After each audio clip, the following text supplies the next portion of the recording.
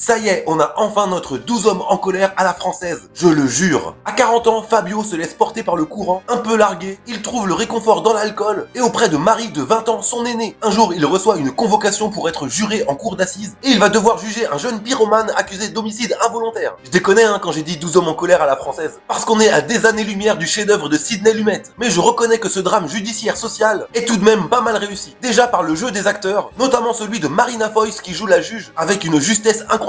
Il y a aussi Fabio, le personnage principal, avec son caractère réservé, qui assiste plus qu'il ne prend part au débat. Il est un peu le spectateur que nous sommes, devant le dilemme que pose ce jugement. D'ailleurs, ce procès va résonner dans sa propre vie privée. J'en ai vu des films et des séries de tribunal, mais là, j'ai encore appris pas mal de choses. Sur le fonctionnement de ces corps de métier, car on sent qu'il y a une réelle recherche de fait sur le travail de juge, d'avocat, lors d'un procès. Parce que c'est très crédible et très précis dans les détails et le déroulé d'une affaire comme celle qui est instruite dans le film. Ça rend notre visionnage bien plus passionnant, parce qu'on s'y croirait, avec ce léger côté documentaire que j'ai beaucoup aimé. Bref, c'est un très bon film qui nous questionne sur les sentences infligées, la répression ou les soins. That is the question. Et dans ce genre d'affaires, c'est souvent flou, comme dans ce procès. Voilà, maintenant abonne-toi.